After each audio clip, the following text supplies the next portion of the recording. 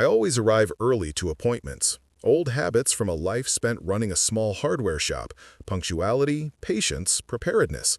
But that morning, as I sat in the passenger seat of my son Daniel's car outside the Evergreen Medical Clinic, I felt like an unwanted package being delivered late. He tapped the steering wheel with the irritation of a man who had somewhere more important to be. "We're already 10 minutes behind," he muttered, though we were 15 minutes early. I watched the fog on the windshield thin as the sun rose. A small, quiet morning, one I wanted to savor. But Daniel was restless, his knee bouncing, fingers drumming. "You have the paperwork?" he asked sharply. I lifted the folded forms from my lap. "Right here." He snatched them. "Dad, you filled your birthday wrong again." No, I hadn't, but I let the moment pass. At 81, you learn when to argue and when silence protects what's left of your dignity. Daniel sighed heavily, shaking his head as though burdened by my very existence. Inside the clinic, the warmth hit us. The receptionist smiled at me, gently, kindly, and asked for my name. Before I could speak, Daniel said it for me, leaning over the counter. He gave my address, my insurance provider, my emergency contact. Every detail.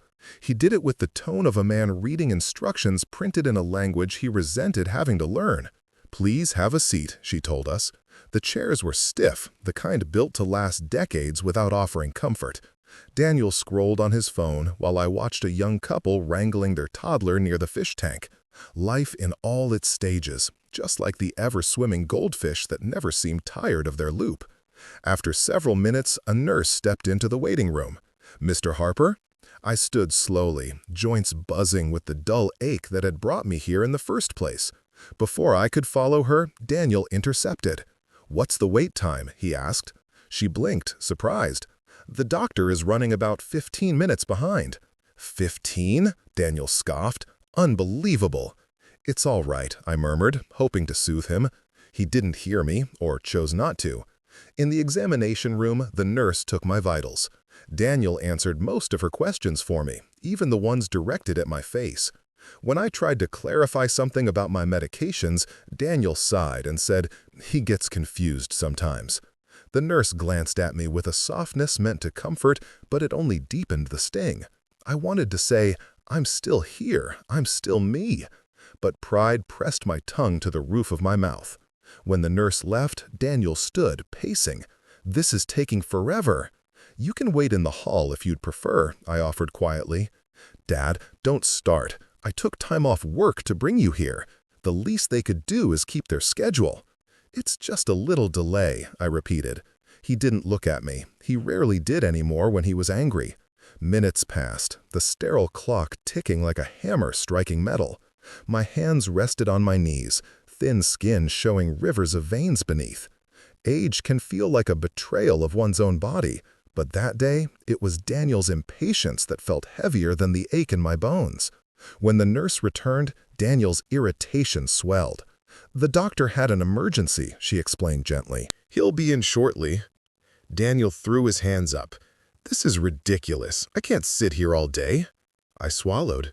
"You can go, son. I'll be fine." But I said it the way a wounded dog offers its paw, instinctively, even when it hurts. Daniel turned to me, eyes sharp with frustration. "You know what? Maybe I will. I can't keep doing this. Every week it's another appointment, another phone call. You're becoming a burden, Dad." The air left my lungs, not in a gasp, but in a slow collapse, like an old house sinking an inch deeper into the earth. A burden. He didn't say it quietly. The nurse heard, the man in the hallway heard, my own heart heard. Before I could respond, Daniel walked out, just walked out. His footsteps echoed down the corridor, a sound that felt final. Abandonment doesn't always slam the door. Sometimes it simply fades. The nurse returned, eyes wide, but professional enough not to speak of what she'd just witnessed. "Would you like some water?" she asked softly. "No, thank you," I whispered. She hesitated. "Is there someone else we can call to pick you up?" I shook my head. No one. It wasn't entirely true, but it felt true in the moment. She sat beside me, not too close, not too far. "I'm sorry," she said quietly. I nodded. He's tired. He works hard. But even as I offered excuses for him, my chest tightened around the truth. I was tired too. I had worked hard my entire life. I had raised him, fed him, clothed him, and now I was a burden. The doctor finally arrived, apologizing for the delay. He examined me gently, his voice calm. He sensed something was wrong, though I didn't tell him everything, not yet. At the end of the appointment, he asked about insurance, about further tests, about scheduling. I looked at the floor. My son usually handles those things. He frowned. "Is he available?" "No," I said. "I believe he's gone home." The doctor's face softened with concern, the kind that sits heavy on the shoulders of good men. "I see. Well, Mr. Harper, perhaps we should discuss your options." I lifted my gaze. For the first time all morning, there was steel in my voice. "Yes," I said, "it might be time. I've kept something to myself for too long." He waited, thinking I would explain then and there, but I didn't. Some truths need a quieter room. Some revelations deserve their own moment. As he helped me to the waiting area, he asked, "Is everything okay at home, Mr. Harper?" I felt the sting of Daniel's words once more. A burden. I closed my eyes for a breath, then said, "Doctor, I think tomorrow I'll show you my insurance plan, my real one." He looked puzzled, but nodded. The nurse arranged transportation for me. As I sat there, waiting for my ride, a thought settled over me like dusk. He may have left me in that clinic hallway, but he had no idea what I'd been capable of standing on my own, and what I was about to set in motion. The next morning came with the strange stillness that follows a storm. Not the kind that tears roofs from houses, but the quiet sort that chips away at a man's dignity. I woke earlier than usual, the clinic's fluorescent lights still humming in my memory. My son's words, "You're a burden," had not faded overnight. They clung to my ribs like frost. My joints tugged at me as I sat up, old bones asking for permission they never used to need. I shuffled into the kitchen where Daniel sat, already dressed for work, sipping the last of the coffee without bothering to make another pot. He didn't look up, didn't greet me. I stood there longer than I meant to, hoping he might lift his eyes, might show a flicker of regret. He didn't. "How are you feeling after yesterday?" he asked finally, still staring at his phone. The question sounded like a forced courtesy, a checkbox. He didn't want an answer. He wanted the moment over with. "I managed," I replied. Daniel nodded, tapping his screen. "They called me earlier," he said, "the doctor's office." My heart twitched. "Oh?" "Yeah, they said you need some follow-up tests, labs or scans or something." He waved a dismissive hand. "It's probably nothing. But look, Dad, you have to understand, I can't keep taking these long appointments. Work's on my back." His words felt familiar, practiced, a speech he delivered to himself until he believed it. "I never asked you to take time off," I said softly. "You don't have to ask," he snapped. "Who else is going to drive you around?" The irony nearly made me choke, if he only knew. I moved toward the sink to rinse my cup, but he stopped me with a frustrated sigh. "And another thing," he said, "the doctor asked about your insurance again. I told him we'd get back to him." He paused, then said it, the line that tightened a slow, cold knot in my chest. "Dad, you're going to need to switch to a plan I can actually afford to help you with. You know your old policy is just outdated." Outdated. He meant inconvenient. He meant he didn't want to deal with it. I studied his face carefully. A father knows his child even when that child becomes a stranger. Daniel wasn't cruel. He was overwhelmed, self-centered, desperate to stay afloat in a life he'd built too fast, with too many cracks. But knowing the reason doesn't ease the hurt, only makes it sharper. "Let me worry about my insurance," I said quietly. "Dad, don't start. You confuse paperwork, you get overwhelmed, it's easier if I handle it." Easier for him, never for me. He grabbed his coat. "I'm late. Don't go planning anything without me." He didn't wait for a response. The door shut behind him. Not slammed, but firm enough to announce he'd finished listening. I sat at the table for a long while, listening to the silence he left behind. The sunlight reached across the counter in thin, hesitant stripes, like it was unsure whether it was welcome here. I cupped my hands, warming them against my coffee mug, the heat a gentle reminder that my body still remembered comfort, even when my heart didn't. After breakfast, I stepped outside to wait for the clinic shuttle. The new service had been arranged by the nurse after seeing the way Daniel abandoned me yesterday. The street was cool, the early autumn air carrying the crisp smell of drying leaves. A few neighbors passed by with their dogs. Mrs. Fallon waved from across the street. "Morning, Mr. Harper," she called. I forced a smile.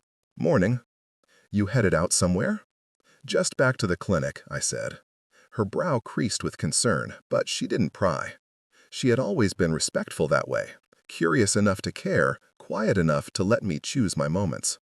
The shuttle arrived, a modest van with a cheerful driver who greeted me by name because he'd already checked the manifest. As he helped me into the seat, I felt a strange sense of independence blooming. Not pride exactly, but something like the memory of it. "Everything all right today, sir?" the driver asked. "Yes," I said. "Better than yesterday." And it was true. The clinic was busy, the waiting room full of murmurs and shuffling feet. When the receptionist saw me, she smiled with a mixture of professionalism and something warmer, sympathy, perhaps. "Mr. Harper, the doctor will see you shortly," she said. She didn't ask if someone had driven me. She didn't look around for Daniel. I appreciated that more than she knew. After a short wait, the doctor invited me back to his office. Not the exam room this time, but a smaller, quieter space with framed diplomas and a fern that seemed determined to thrive despite the weak sunlight. He offered me a seat and sat across from me, hands clasped. "Mr. Harper," he began gently, "I wanted to check on you after what happened yesterday." I nodded, but said nothing. My silence encouraged him to continue.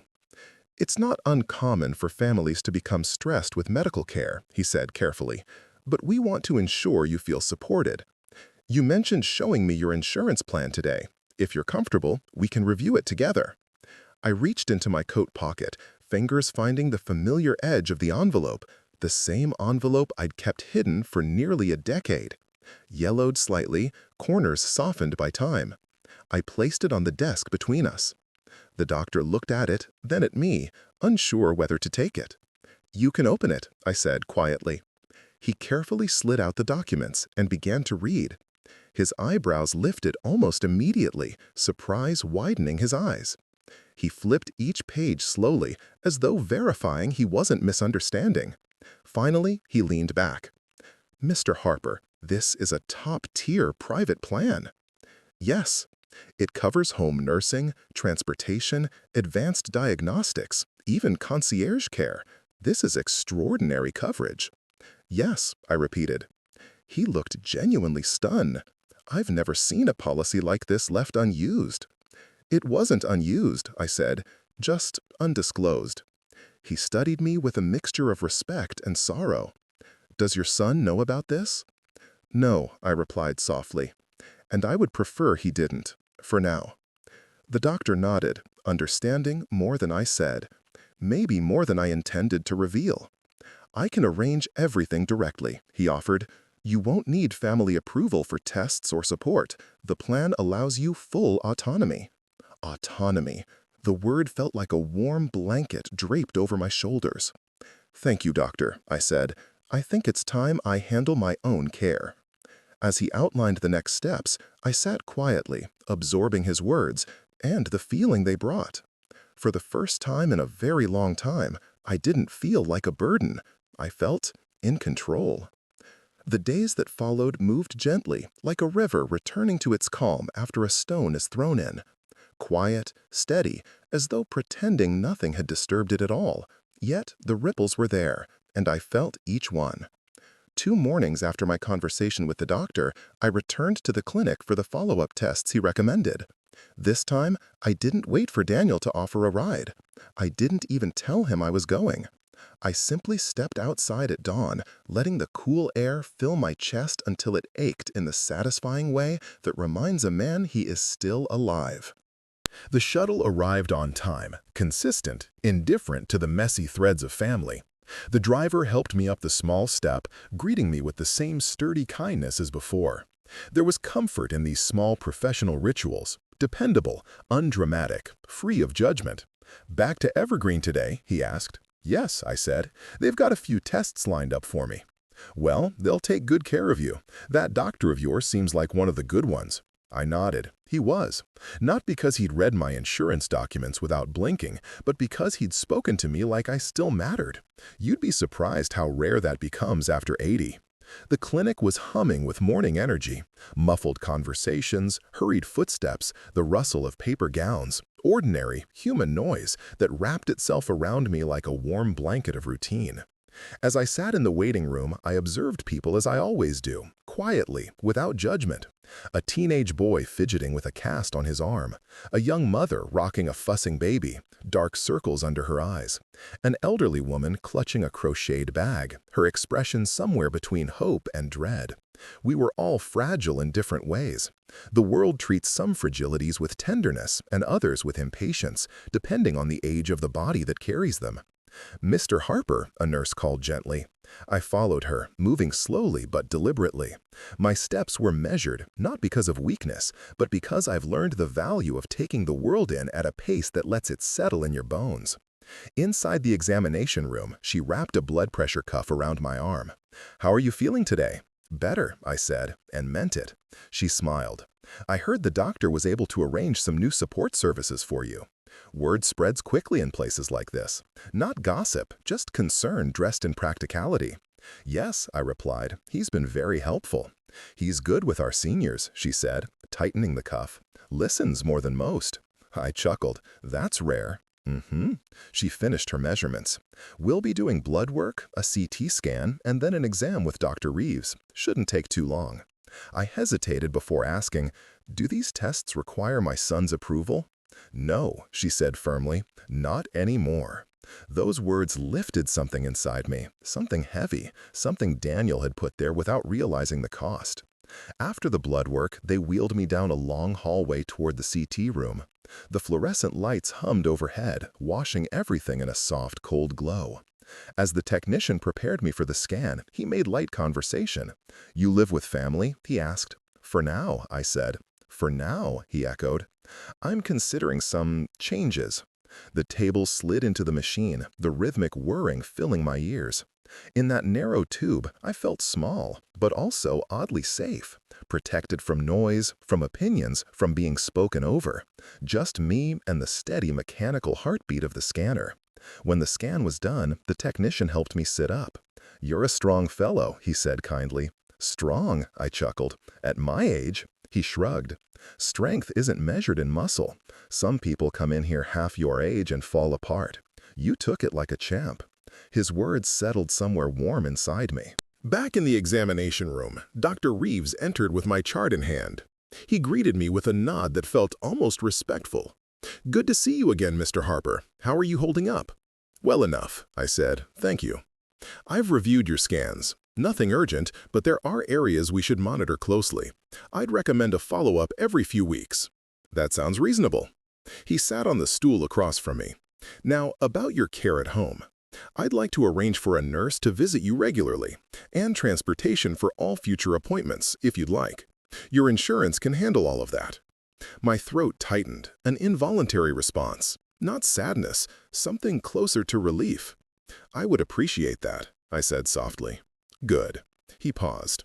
"Is your son aware of these updates?" "No." "Do you want him to be informed?" I shook my head. "Not yet." The doctor leaned forward. "Mr. Harper, are you safe at home?" Such a simple question, such a heavy one. "I'm not in danger," I said. "Just unseen." He nodded with a gentleness that made me feel less foolish for admitting it. "Sometimes neglect isn't loud," he said. "Sometimes it's the quietest cruelty." The words hit so close to the truth that I had to look away for a moment. "Daniel is my son," I said finally. He didn't reply. Not every truth needs a response. When the appointment ended, the clinic staff arranged transportation and helped me outside. The air had warmed, the afternoon sun striking the pavement in bright patches. As I stepped into the shuttle van, I caught my reflection in its window, thinner than I remembered, older than I felt inside, but with a flicker of something steady in the eyes. Not defiance, not anger, something simpler, something stronger. Resolve. During the ride home, I watched the world move past, streets I'd known for decades, changing slowly with time. I thought about Daniel, about the boy who used to bring me his broken toys, trusting I could fix anything. I thought about the man he'd become, and the distance between the two. When the shuttle turned the corner toward our house, a deeper understanding settled over me. My son didn't abandon me in that clinic because he hated me. He abandoned me because he believed, truly believed, that I needed him more than he needed me. And that belief was about to be tested. Because for the first time in years, I was beginning to realize something I'd forgotten. I was not helpless.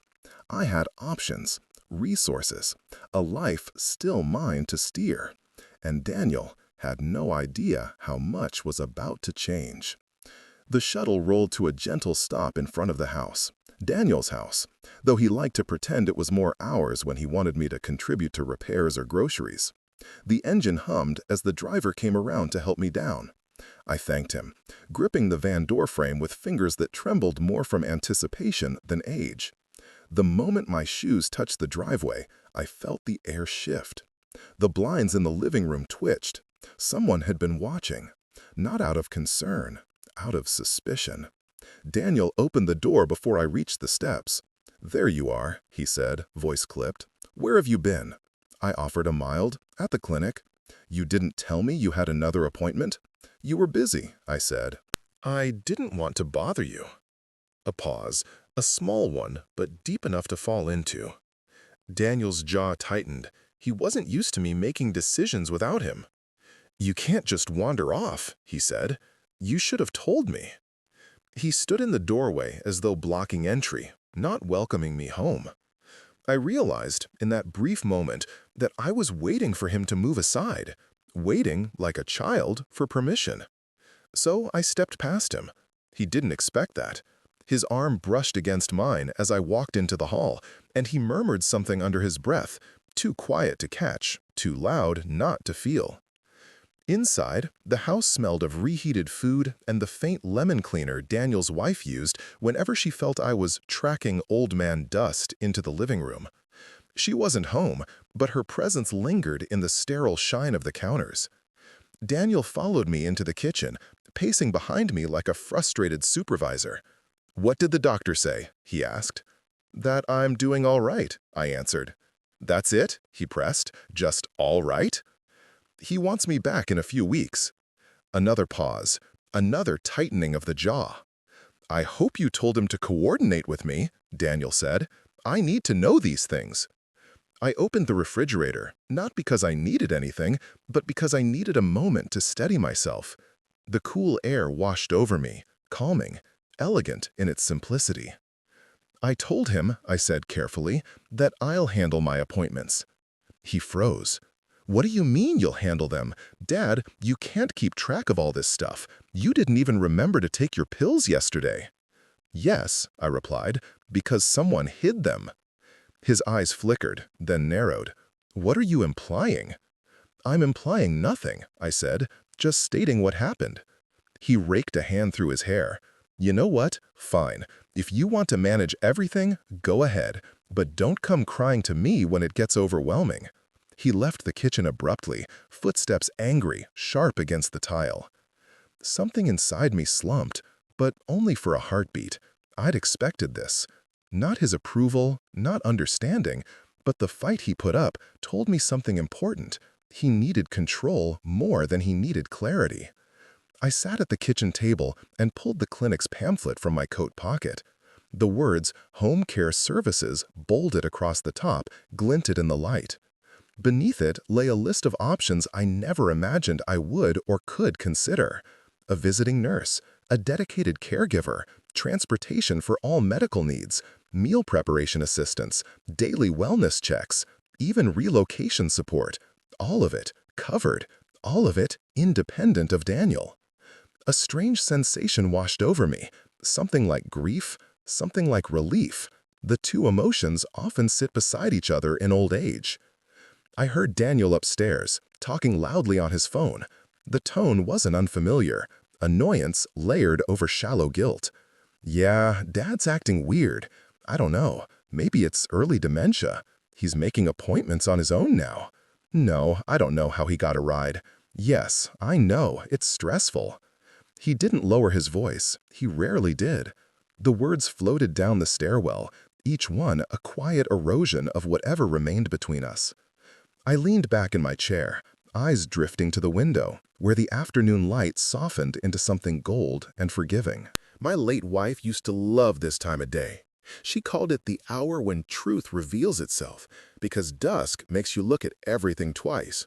She would have known what to do with Daniel. She always did.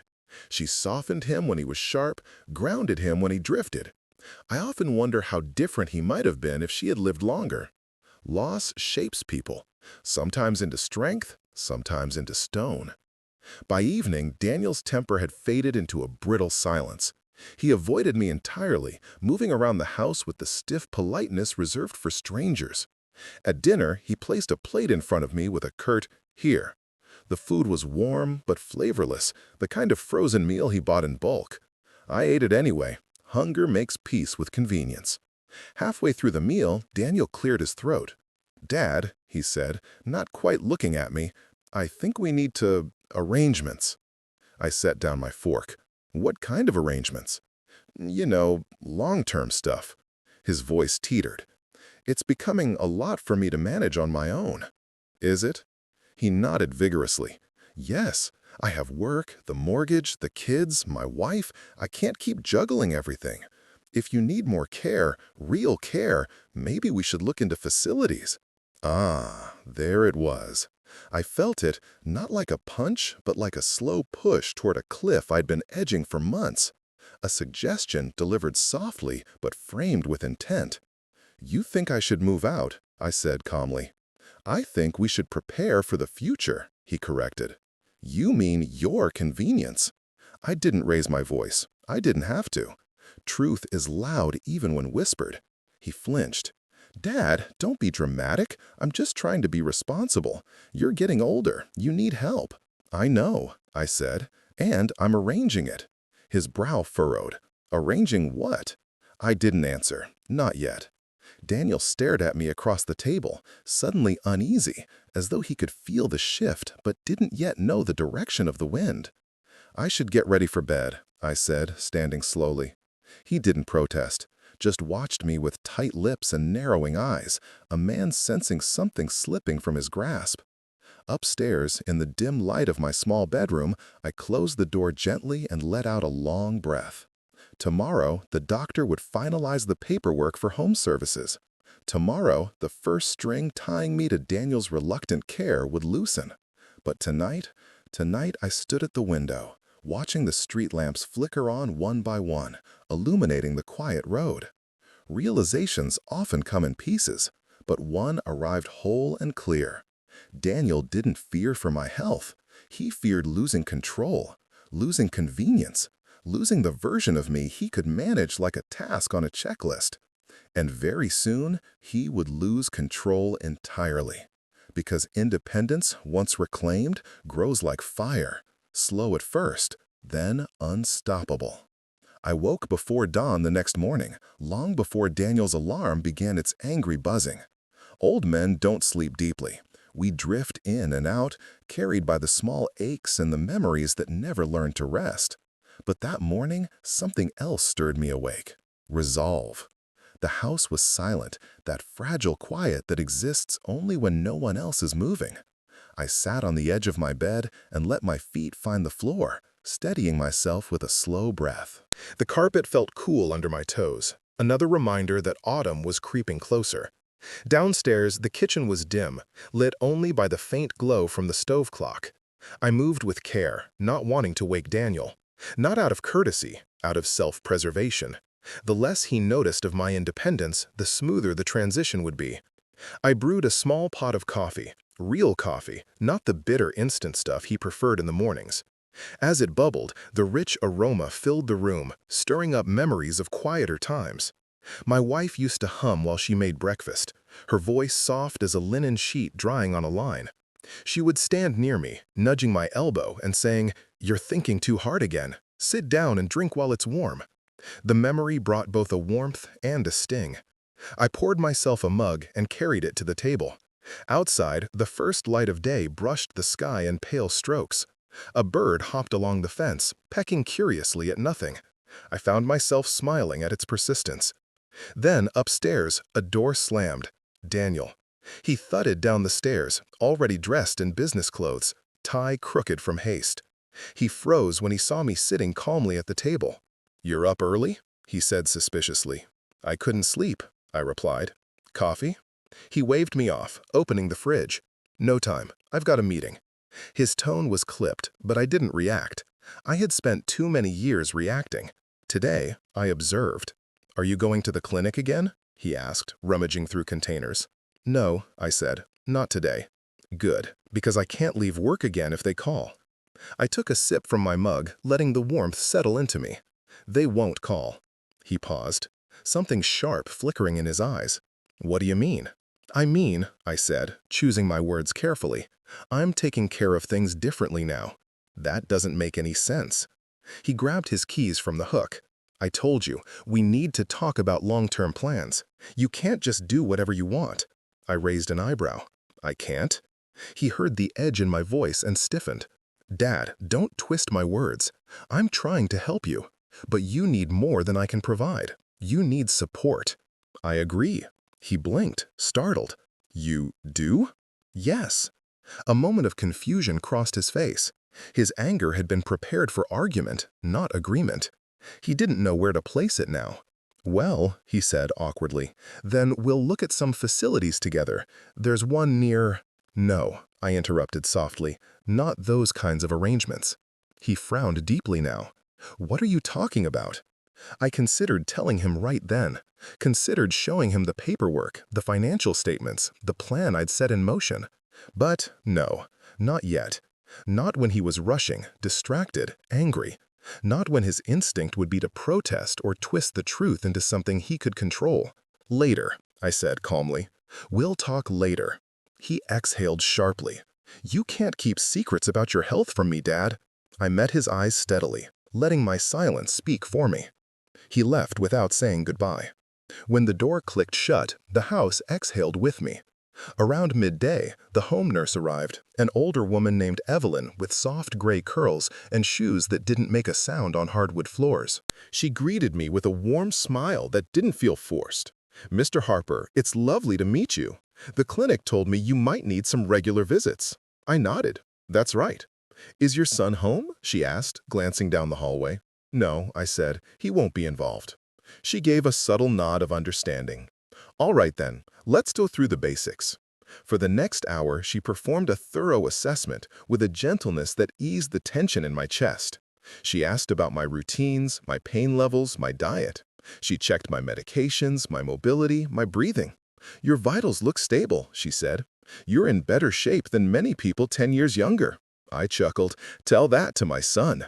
She smiled knowingly. "Children often underestimate parents as they age. They see decline even where there is capability." "Yes," I said, "they do." Before leaving, she handed me a folder with the weekly schedule, phone numbers, and emergency contacts. "We'll take good care of you, Mr. Harper. You're not alone." Those words landed heavier than she knew. When Daniel came home that evening, the shift in the house was immediate. He saw the folder on the counter. He saw the nurse's card. He saw the paperwork, neatly stacked, official-looking, undeniable. "What's all this?" he asked, voice rising.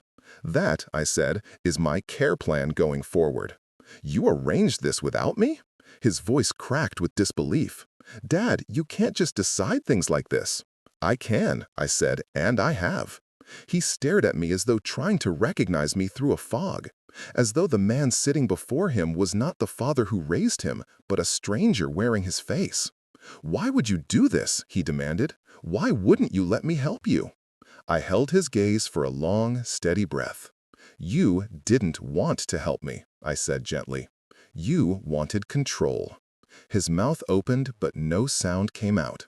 The truth had landed, squarely, cleanly, deeply. Finally, he said, "Dad, I'm overwhelmed. I'm doing my best." "I know," I said, "but your best is filled with resentment, and I won't live under resentment." The room was quiet, except for the ticking of the clock on the wall. A slow, steady reminder that time moves forward whether we are ready or not. "I'll tell you everything," I said, "but not tonight." His face tightened. "Why not?" "Because tonight," I said, standing, "is the last night you will ever think of me as a burden." His expression, confusion, fear, anger, bewilderment, shifted like clouds caught in a restless sky. He didn't know yet, but he would. Tomorrow, the truth would shatter everything he believed about my helplessness. Independence wasn't the only thing I had kept hidden, not by a long shot. I barely slept that night. Not from fear, not even from the ache in my joints that usually tugged me awake. It was anticipation. Heavy, buzzing, almost electric in the quiet of my small room. The truth has weight, and when a man plans to lift it after hiding it for years, his bones feel the tremor before it rises into daylight. I lay in bed listening to the house breathe around me. Pipes settling, the refrigerator humming, the muted tick of the hallway clock. Daniel's footsteps creaked across the upstairs landing sometime after midnight. He paused outside my door. I could hear his breath catch. Perhaps he considered knocking, offering some half-hearted apology. But after a long moment, he moved on. I didn't blame him. Facing the truth requires courage people don't always have at hand. Morning arrived slowly, light spreading through the window in pale, delicate ribbons. I rose with careful movements, my body stiff from the restless night. Downstairs, the smell of stale coffee greeted me. Daniel had brewed his usual rushed pot and left in a hurry, the way people flee from discomfort before the sun has a chance to reveal their intentions. He didn't leave a note. He didn't check on me, a pattern carved deeper with each passing day. After breakfast, I sat in the living room, waiting for the doctor's call. The home nurse, Evelyn, would arrive later, but Dr. Reeves wanted to discuss the results from my tests and finalize the plan of care. The house was quiet enough for thought to take shape, real thought, not the hollow echoes of guilt and adaptation I'd grown used to for Daniel's sake. I reflected on the years behind me, on raising Daniel alone after my wife died, on the small sacrifices that seemed natural at the time. Late nights at the shop, extra shifts so he could join the school trip, the loan I gave him when he was 25 and between opportunities. A father's love rarely keeps receipts, but children, sometimes they tally debts that never existed and ignore the ones that do. The phone rang at precisely 10 o'clock, punctual, just like the man himself.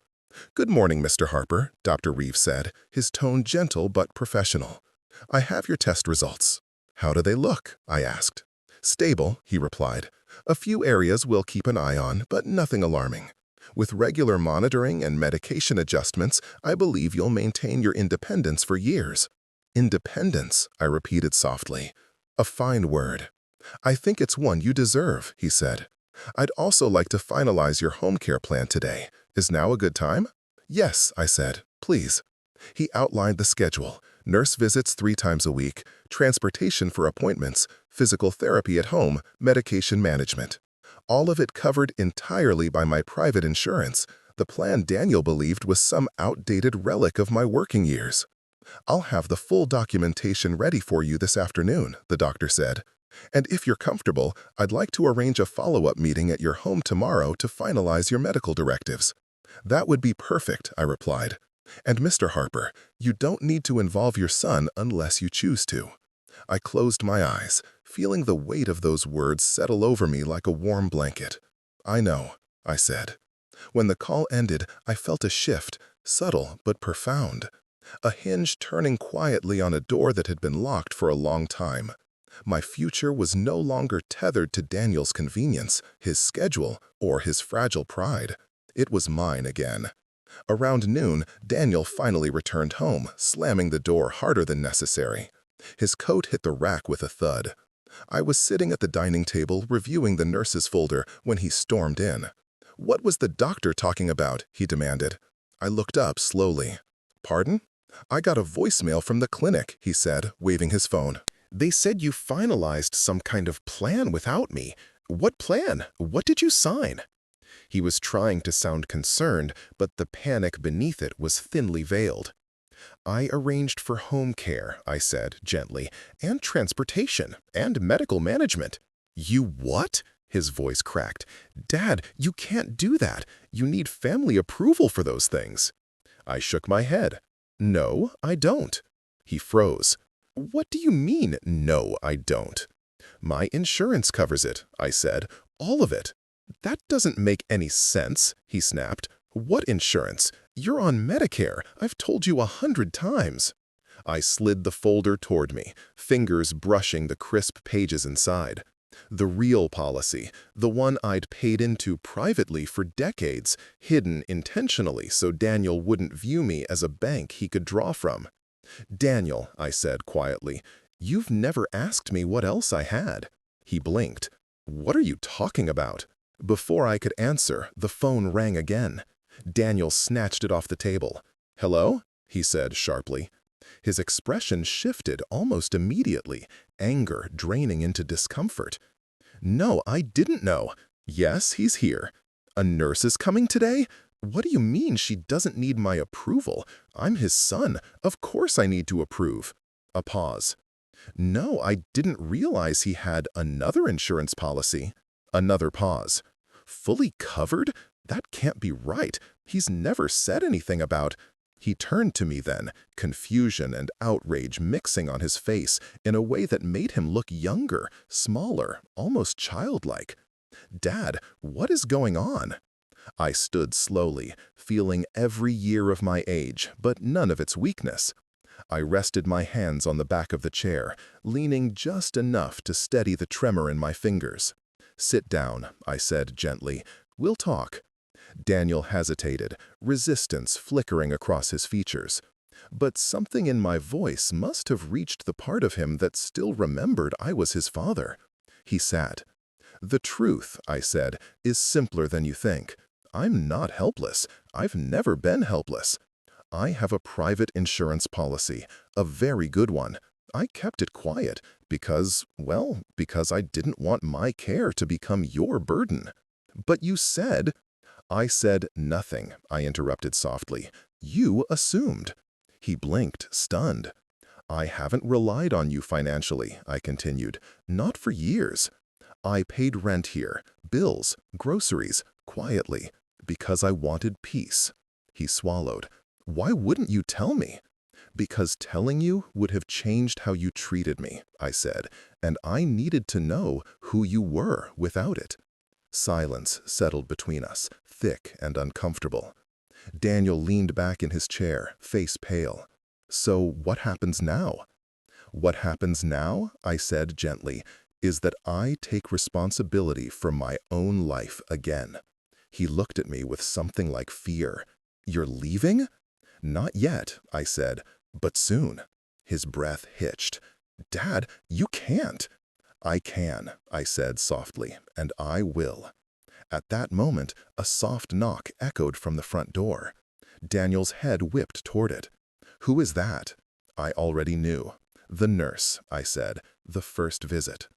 Daniel's expression crumpled, confusion, anger, guilt, disbelief swirling in him all at once. I walked to the door with a steadiness I hadn't felt in years. Behind me, Daniel whispered, barely audible, "I didn't mean to call you a burden." I paused with my hand on the doorknob. "Yes," I said, "you did." And only then did I open the door. Evelyn, the home nurse, stood at the door with that same gentle professionalism she carried like a second skin. She held a clipboard tucked under one arm and a soft smile under her gray curls. "Good afternoon, Mr. Harper," she greeted warmly. "Ready for our first session?" I stepped aside, letting her in.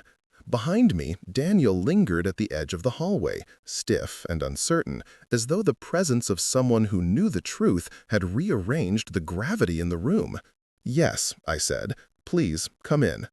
Evelyn's eyes flickered toward Daniel, offering him a polite nod. "You must be his son." Daniel swallowed. "Yes, I didn't know you were coming today." "That's all right," she replied gently. "We've arranged everything through Mr. Harper's insurance." Her tone was kind, but the subtext was clear. He doesn't need your permission. Daniel's jaw tightened, but he said nothing. He stepped aside reluctantly as she entered the living room. "Let's begin wherever you're most comfortable," she said. "Here is fine," I answered, lowering myself onto the couch. Daniel remained standing, arms crossed, eyes darting between the nurse's equipment and my calm expression. A man caught between denial and the slow dawning of an uncomfortable reality. Evelyn began her assessment: blood pressure, pulse, reflexes, breathing patterns. Her hands were steady, practiced. She asked gentle questions about my sleep, appetite, medications. Each answer flowed easily. This wasn't new to me. I'd lived alone for decades after my wife passed. Managing my own routines had been second nature long before Daniel took it upon himself to supervise my life. "And how has your mobility been this week?" she asked. "A little stiff," I admitted, "but manageable." "We'll get you a physical therapist," she said, "once a week to start." Daniel's head snapped toward her. "A therapist? Why? I can help him with that." She didn't even blink. "We prefer licensed professionals for medical care." Daniel flushed. "Well, obviously, but Daniel," I said quietly, "it's all right." He shut his mouth, but barely. It hung there, half-parted with indignation. Evelyn noted a few things on her clipboard. "Mr. Harper, your insurance allows for comprehensive care. You'll receive visits from me, physical therapy, transportation, meal assistance if needed. It's one of the best policies I've seen." Her praise washed over me, not as pride, but as quiet reassurance. Affirmation that I had prepared well for the years when my strength would soften. Daniel looked like he'd swallowed a marble sideways. When she finished her assessment, Evelyn explained the schedule. "I'll be here Mondays, Wednesdays, and Fridays. Transportation will arrive before each follow-up appointment. And Dr. Reeves will visit tomorrow to finalize your directives." Daniel frowned. "Visit? He's coming here?" "Yes," she said, with a polite, unshakable smile. "Why?" She blinked once. "To support your father." A simple answer, devastating in its implication. Daniel stepped into the kitchen the moment she left the room, needing distance. I heard the fridge door open, then slam shut. He was unraveling. Not angrily, not violently, but in a confused, frightened way, as though the balance of the world had shifted without his consent. When Evelyn packed up to leave, she placed a hand on my shoulder. "You're in good hands, Mr. Harper. We'll take excellent care of you." "Thank you," I said, meaning it. She left with a soft click of the door. Immediately, Daniel emerged from the kitchen.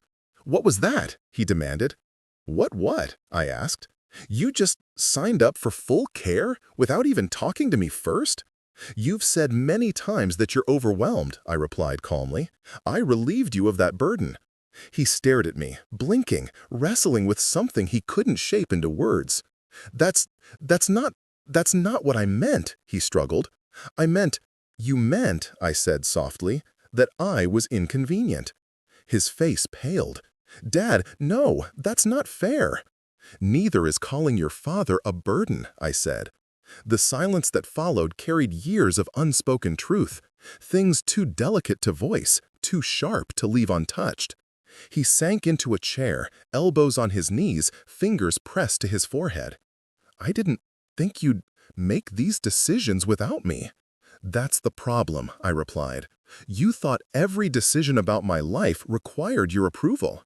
He looked up suddenly, eyes wet with something he was ashamed to reveal. "I'm scared, Dad." "Of what?" I asked gently. "Of losing you," he whispered. "Of something happening and I won't know what to do." I sat beside him, letting the moment breathe. "Daniel," I said, "losing me wouldn't start with my health. It starts when you stop seeing me as a person." He flinched, but he didn't deny it. I'm not trying to punish you, I continued. I'm trying to prepare for the years ahead. I don't want you drowning under the weight of my needs, and I don't want resentment to grow roots it can't pull out.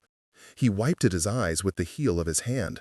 But why didn't you tell me about the insurance, about the plan? Because, I said, I needed to see how you treated me when you thought I had nothing else. The words hit harder than anything else that day. Daniel inhaled sharply, breath catching in his throat. His gaze dropped to his hands, hands that had once held mine tightly as a child, but had grown careless with age. I let the silence linger, long enough for the truth to settle, but not long enough to harden. We're not done talking, I said, but today has been enough. He nodded slowly, unable to meet my eyes. I went upstairs for a rest. The climb was slow, my knees protesting each step, but my heart felt strangely lighter.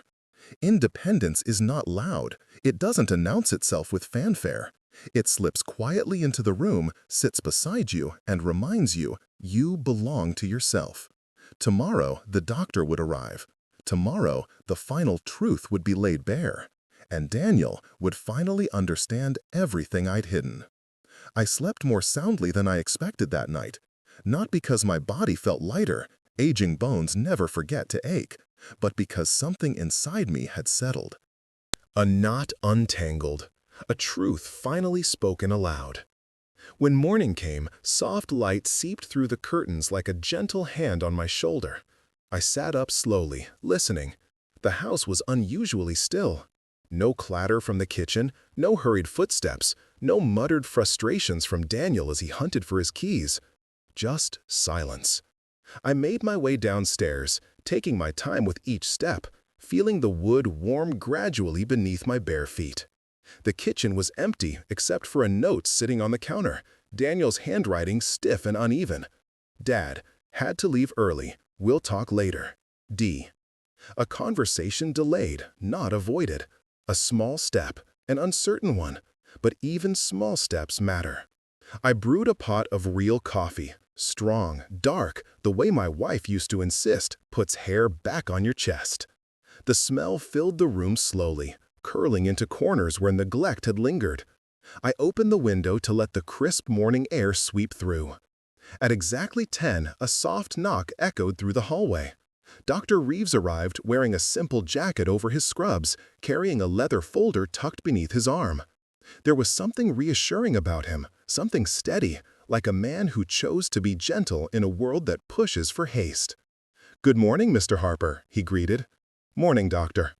He stepped inside and glanced around. "Your son isn't home?" "No," I said, "just us." He nodded, understanding without judgment. "Shall we sit?" We settled at the dining table, me in my usual seat, him across from me. He placed the leather folder between us with the care of someone presenting a delicate truth. "I brought the finalized reports and your care plan," he said. "Before we review it, I want to make sure you fully understand your options."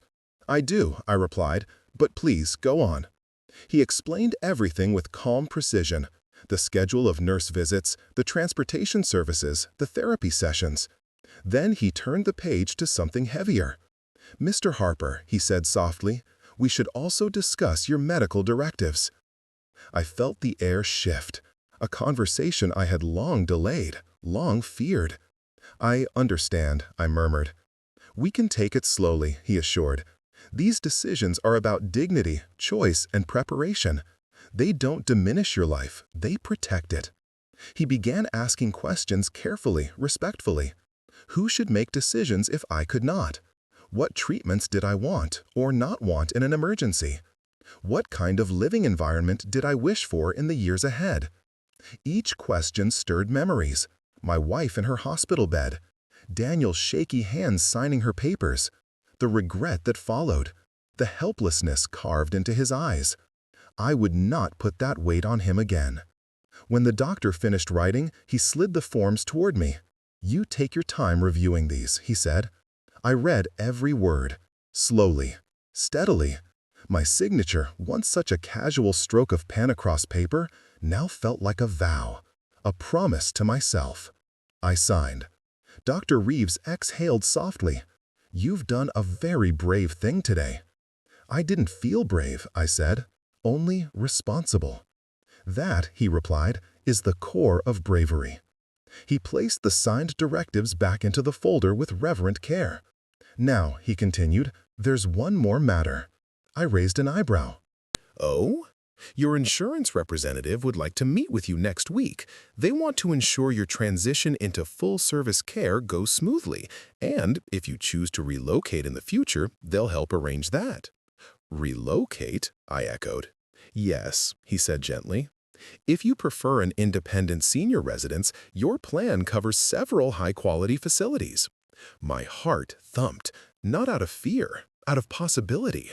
A fresh start, a quiet space, a place where I wasn't spoken over, dismissed, or hurried, a place where I wasn't a burden. The doctor stood. "Regardless of what you decide, you're in control, Mr. Harper." Control. The words settled into my chest like a long-awaited visitor. "Thank you," I said. As he headed toward the door, he paused. "Would you like me to explain any of this to your son?" I thought for a long moment. "No," I said quietly. "This conversation is mine to have." He nodded respectfully, offered a warm handshake, and left. The house grew still again after he departed, but this time it wasn't an empty stillness. It was spacious, roomy, like life had stretched my walls wider, letting more air in. I drifted into the living room and lowered myself into the old armchair by the window, my chair, the only one Daniel never rearranged. Outside, children rode their bicycles, laughter rising in the early afternoon. A dog barked at passing cars. Across the street, Mrs. Fallon hung laundry on her line. Normal life continued, blissfully unaware of the tectonic shift inside the walls of this house. And then I heard it, the crunch of tires on the driveway, the slam of a car door, footsteps, rapid, uneven. Daniel burst inside, breathless, flushed, fear etched into every line of his face. "Dad," he gasped, "the clinic just called me again. They said something about directives, about moving you? What the hell is going on?" His voice cracked at the end, a child's fear wrapped in an adult's anger. He stepped closer, chest heaving. "Dad," he said, softer now, as though afraid of the answer, Are you leaving me?" I looked up at him, my son, grown into a man too quickly and too poorly, lost beneath years of resentment and responsibility he never learned to balance. I saw in him a boy clutching my hand outside his first day of school, a teenager who slammed doors when he was hurting, a young man who begged me for help with bills but never learned how to say thank you. I sighed, a long, slow exhale that carried decades with it. "No, Daniel," I said gently, "I'm not leaving you." His shoulders sagged with relief. I let the pause sit between us. "I'm choosing myself," I continued softly, "for the first time in a long time." He froze, his mouth opened. No sound came out. Behind him, sunlight pooled across the floor like a new beginning, and for the first time in years, I felt the world shifting toward me, not away. Daniel stood there in the doorway, his chest rising and falling, like he'd just run a marathon. But it wasn't exertion that strained his breath. It was fear, a son's fear, the kind that comes not from losing a parent, but from realizing he never truly understood him. He swallowed hard. "Choosing yourself?" he echoed. "What does that even mean?" I motioned for him to sit, not like a command, more like an invitation. He hesitated, then lowered himself slowly into the chair across from me. His knees bounced, his fingers dug into his palms. He kept glancing at the door, as if the doctor might barge in again with more revelations he wasn't ready to hear. "It means," I began gently, "that I'm not depending on you anymore." "But you never depended on me," he snapped too quickly, too defensively. I raised an eyebrow. His gaze faltered. He looked away. "I depended on your patience," I said, "your kindness, your sonship, and those things became strained." He flinched. Denial warred with guilt in his eyes, but he said nothing. The afternoon sunlight slanted across the living room, illuminating the dust in the air, turning it into drifting specks of gold. I watched one float lazily before I continued. "When your mother died," I said softly, "I thought I had to be everything, strong, steady, unbreakable, for you. You were only 16. I knew grief would swallow you whole if I didn't keep moving." He looked up, eyes glossy. "I remember." "But I forgot something," I continued. "Parents grow old too, and children grow heavy. Not intentionally, not maliciously, just with life, responsibilities, stress, fear." A single tear slipped down Daniel's cheek. He wiped it away quickly, as though ashamed to let me see it. I reached out and placed my hand on his. He didn't pull away. "When you called me a burden," I said, "it wasn't the insult that broke me. It was the truth underneath it." "You're not a burden," he whispered, voice trembling. "I shouldn't have said that." "But you meant it," I said gently. He winced. Silence stretched thin between us. "I was overwhelmed," he said finally. Everything fell on me. You needed rides, the kids needed school stuff, the bills kept coming, work kept calling. I felt like I was droning." "I know," I replied. "That's why I made other arrangements." He blinked. "Arrangements that don't include me?" I nodded. "Exactly." He stiffened. "So what? You're just cutting me out?" "No," I said softly. "I'm freeing you." He stared at me blankly, as though the concept did not fit anywhere in the map of his world. "Daniel," I said gently, "you were trying to be everything for everyone, and in that exhaustion, you lost sight of compassion. You lost your patience. You began to resent me." He opened his mouth to argue, but closed it again. The truth hung too clearly between us. "I didn't want to resent you," he whispered. "I don't want to be that son." "I know," I said. "That's precisely why I stepped aside." Tears welled again, and this time he didn't hide them. "Dad, are you leaving this house?" "Eventually," I said. "Not today, not tomorrow, but soon." He inhaled sharply. "Because you think I don't want you here anymore?" I shook my head. "Because I need a place where I am more than tolerated." He looked down, as if the words had struck him physically. "I'm sorry," he whispered hoarsely. "I never wanted you to feel tolerated." "But I did," I replied. "Every sigh, every rushed appointment, every complaint about your schedule, every moment you corrected me at the clinic or spoke for me. Little cuts, none fatal, all cumulative." He covered his face with his hands. His shoulders shook, not violently, but with the quiet tremors of someone confronting a truth he'd avoided for years. "I messed up," he said.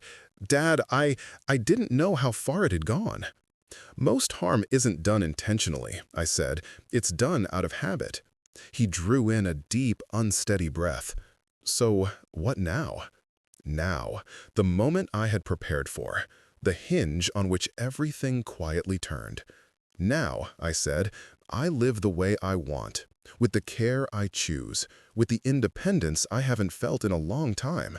And you," I paused, letting him look up, "you get to be my son again, not my caretaker." He stared at me as though I had spoken a language he had forgotten.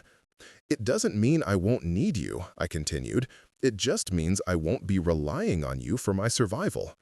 His brows knit together. I don't know who I am without someone needing me." "You're my son," I said. "That's all you ever needed to be." Another tear fell. He didn't wipe it. I stood, slow but steady, and walked toward the hallway. "There's something else you should know." He rose quickly, alarmed. "What?" I didn't answer. Not yet.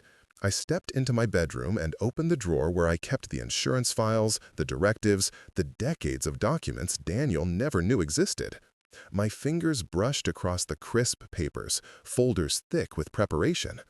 I picked up the one he needed to see first and returned to the living room. Daniel's eyes widened. "What's that?" he asked. "The truth," I said softly. I held it out to him. He hesitated before taking it, like a man touching something fragile, ancient, and dangerous. As he opened the folder, his expression changed. Confusion, recognition, then shock. "Dad," he whispered, "this policy, this coverage, this amount." He swallowed hard. "This isn't just insurance." "No," I said quietly, "it isn't." His hands trembled as he flipped through the pages.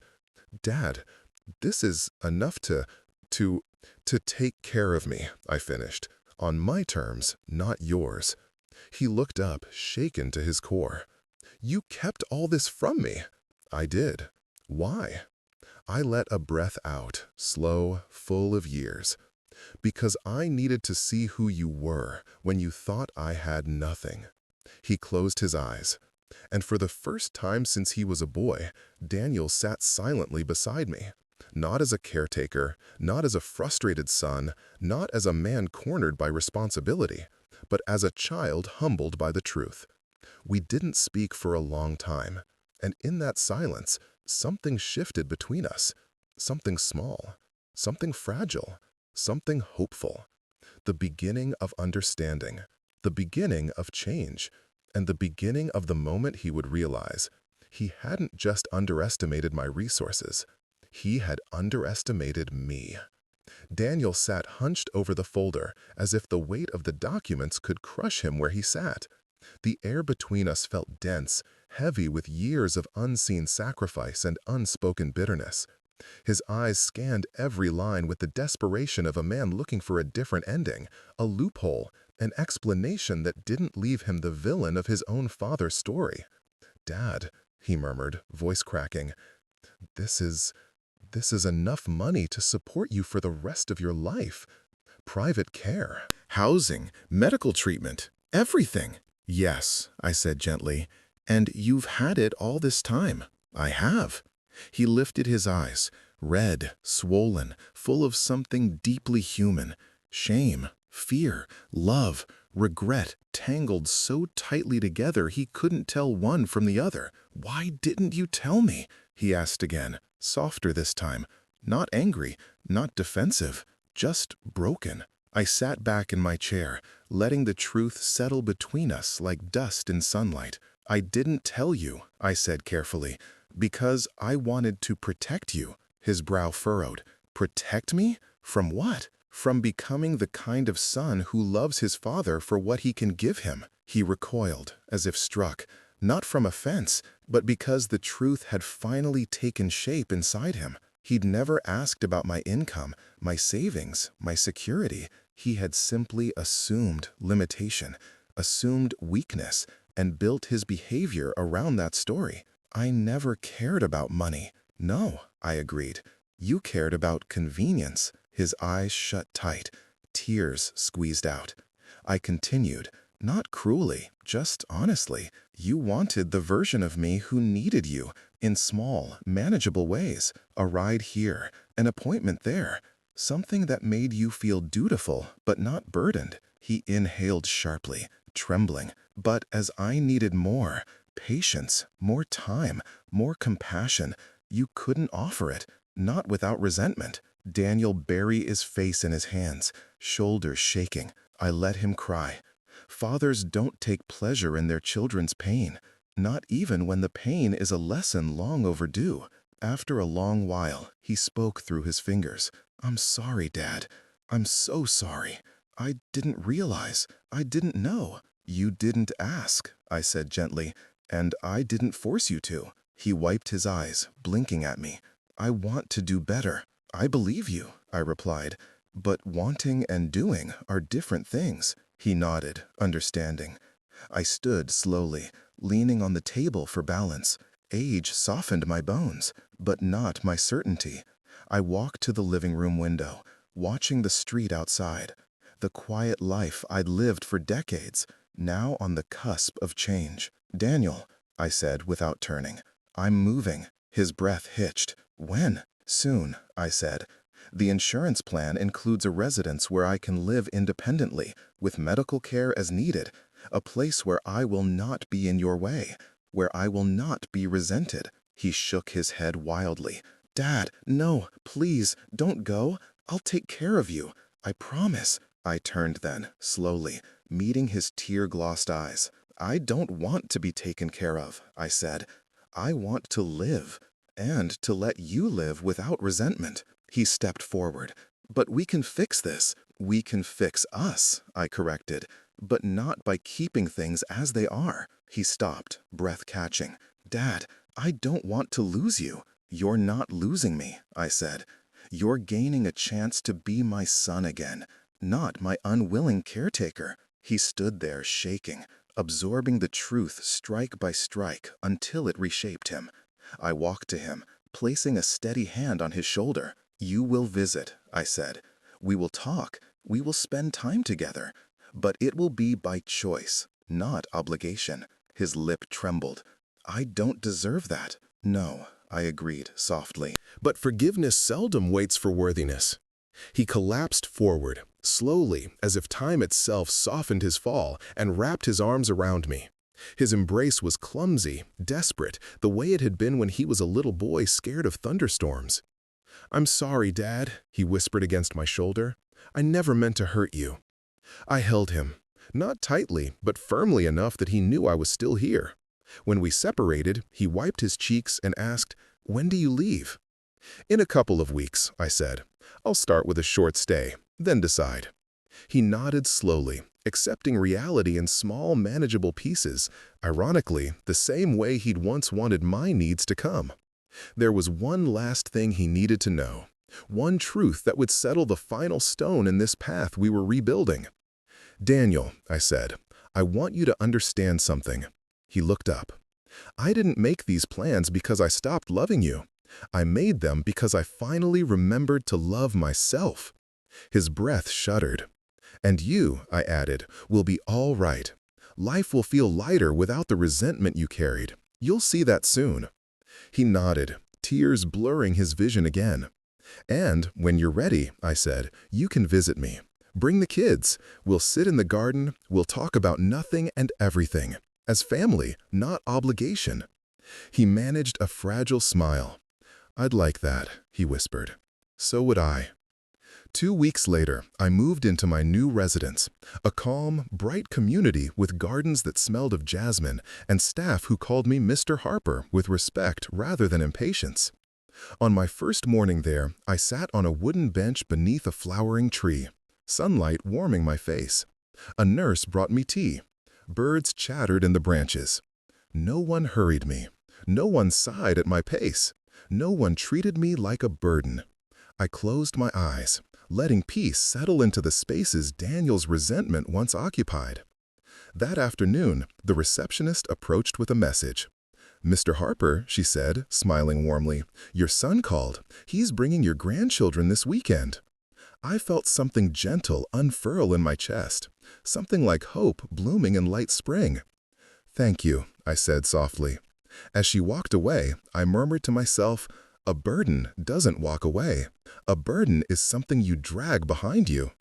I looked toward the garden's open path, and I was never the one being dragged. Freedom, at my age, comes quietly. But when it comes, it feels like sunlight after a long winter.